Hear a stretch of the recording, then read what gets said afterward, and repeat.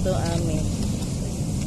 Purihin at ipagdangal ang Diyos ang mga makapangyarihan na bumuhay kay Jesus na kanyang lugtong na anak sa mga patay at nagbigay buhay sa ating marupok na katawan.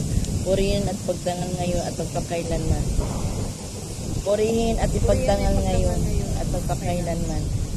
Amang anuming makapangyarihan, ikaw ay kapuri-puri at Diyos na banal. Sa pamagitan ng muling pagkabuhay ni Jesucristo, ang aming pag-asang magapi, ang lakas ng kamatayan at kasalanan ay sumilay.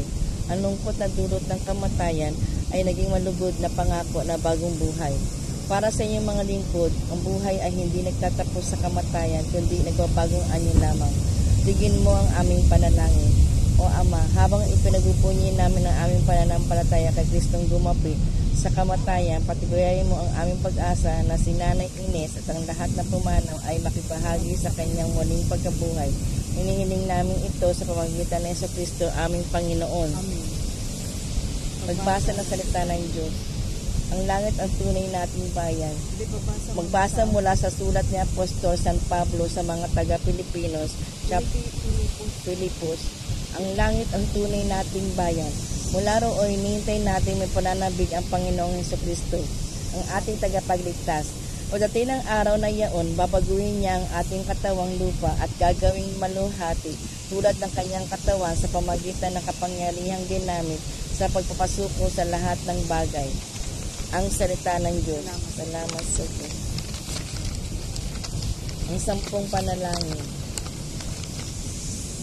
Sa bawat panalangin ang ating itutugon, kaawaan mo kami, patawarin ang kaluluwa ni Nanay Ines. Jesus ko, alang-alang sa masagalang dugo na iyong pinawis ng manalangin ka sa halamanan, tugon. Kaawaan mo at patawarin ang kaluluwa ni Nanay Ines. Jesus ko, alang-alang sa tampal na tinanggap ng iyong kagalang-galang na mukha. Kaawaan mo at patawarin ang kaluluwa ni Nanay Ines. Jesus ko, alang-alang sa masakit na hampas na iyong tinis, tugon. Kaawaan mo at patawarin ang kaluluwa ni Nanay Ines.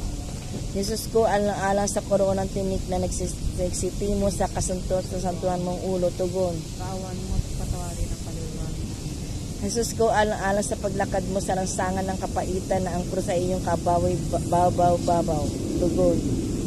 Kaawaan mo at patawarin ang kaluluwa ni Nanay Ines. Jesus ko, alang-alang sa kasasantusawan mong mukha na naligo sa ligo at yung ginayaan malarawan sa birang-birang mukha, tugon.